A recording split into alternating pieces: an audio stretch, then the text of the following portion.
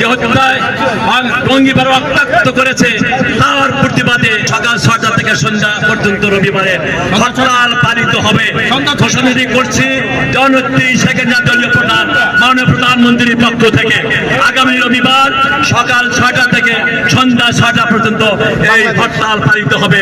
আমি 17 কোটি মানুষের কাছে বিনীত আহ্বান করব যার যার অবস্থান থেকে সারা বাংলায় প্রতিজ্ঞা বাংলা ধ্বনি তুলুন। শেখ হাসিনা জিততে হরতাল হরতাল, শেখ হাসিনা জিততে হরতাল হরতাল, শেখ হাসিনা জিততে হরতাল হরতাল, হরতাল হরতাল। রবিবার হরতাল 71-এর হাতিয়ার তোমার নেতা আমার নেতা শেখ মুজিব, শেখ মুজিব, শেখ মুজিবের পথ ধরো,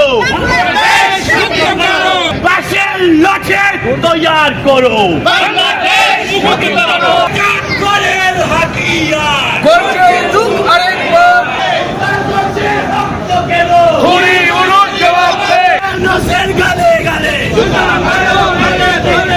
তোমার নেতা আমার নেতা শেখ মুজিব, শেখ মুজিব। একটা গুলি চললে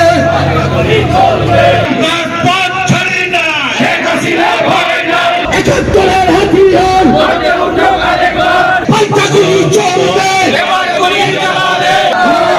ওয়াকার সামনে ওয়াকার সামনে শেখ হাসিনা লড়বে, চলছে লড়াই চলবে, লড়াই চাই, লড়াই করে বাঁচতে চাই। এই লড়াইয়ে জিতবে কারা? বঙ্গবন্ধুর সৈনিকেরা, রাজাকারের বাচ্চারা হুঁশিয়ার সাবধান, রক্তের বন্যা দেশে যাবে অন্যায়। Step down, step down. জয় বাংলা, জয় বঙ্গবন্ধু, 71-এর হাতিয়ার বীর বাঙালির হাতিয়ার। গতকালকে গোপালগঞ্জে যে ন্যাক্কারজনক ঘটনা ঘটেছে এবং সেনাবাহিনীর পোশাক পরে পরিহিত সেনাবাহিনীর পোশাক পরে জামাতের মিছিল দিয়ে এবং জামাতের মিছিল শুরু করে তারপরে পাখির মতো গুলি করে মেরেছে গোপালগঞ্জের মানুষকে আমি ধন্যবাদ জানাই। তারা যেভাবে প্রতিহত করেছে এই খুনি ইউনূসের শাসনকালে যারা প্রতিহত করেছে তাদেরকে ধন্যবাদ জানাই এবং যারা শহীদ হয়েছে তাদেরকে আমি আমার তরফ থেকে এবং ব্যস্তবাসী এবং শহীদদের মর্যাদা জানাচ্ছি এবং গোপালগঞ্জের সবাই একত্রের থেকে আবার প্রতিহত করতে হবে। বাংলাদেশের একমাত্র পুত্র হল ডক্টর ইউনূস, যে সে তথাকথিত শান্তির দূত হিসাবে বাংলাদেশের মানুষের রক্ত চুষে মানুষ নিয়ে এই doctor Yunus, social doctor Yunus আজকে বাংলাদেশের মানুষের রক্ত চুষে খাচ্ছে।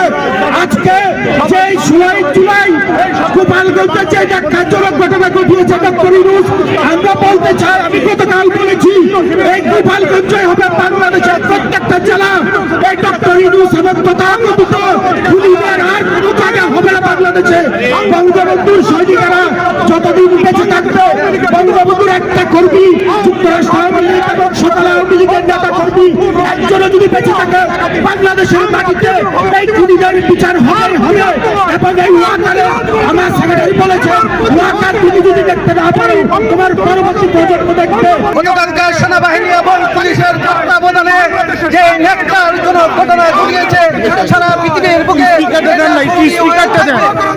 আমি এই খুনি ইউনূস এবং শুদ্ধ ইউনূসকে বলতে চাই, আমরা আবার শান্তিপ্রিয় ভাই বোনদেরকে তুমি গতকালকে হত্যা করেছো, তোমার এই জবাব একদিন বাংলার মাটিতে দিতে হবে।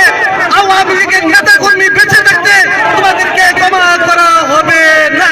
গোপালগঞ্জে 10,000 পুলিশ, 15,000 আর্মি এবং 5,000 পোশাককারীকে আপনারা নিয়োগ দিয়েছিলেন, কিন্তু দেখেছেন কি ঘটিয়েছে গোপালগঞ্জবাসী। তাই আপনারা প্রস্তুত থাকুন।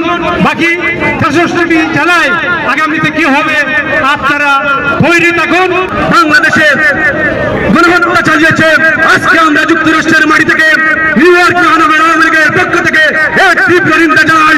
আপনারা দেখেছেন এই তথাকথিত সেই জঙ্গিরা হাসনাত আব্দুল্লাহ এবং সাজিদ আলম এরা ঘোষণা দিয়ে জাতির পিতা বঙ্গবন্ধু সেই সমাধিকে ঘুরিয়ে দেওয়ার যে হুকুম দিয়েছিল আপনারা দেখেছেন। বাংলাদেশের পৃথিবীর ইতিহাসে এই ধরনের কোন নোংরামি হয় না।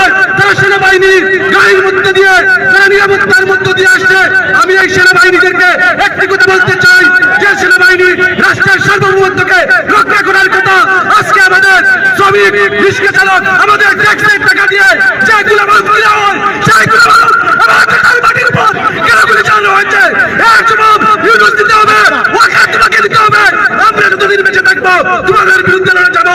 গাড়ির টাকা ঘুরবে না, দোকান খুলবে না, গাড়ির টাকা ঘুরবে না, দোকান খুলবে না, সারা বাংলায় হরতাল, হরতাল। একাত্তরের হাতিয়ার বাঁচাও ঢোকার একবার, একাত্তরের হাতিয়ার, বীর বাঙালির হাতিয়ার, অ্যাকশন টু অ্যাকশন, ইউনুসের বিরুদ্ধে আমার ভাই বলল কেন, ওয়াকার জবাব দেন, সেনাবাহিনী জবাব দেন, প্রশাসন জবাব দেন, অ্যাকশন অ্যাকশন।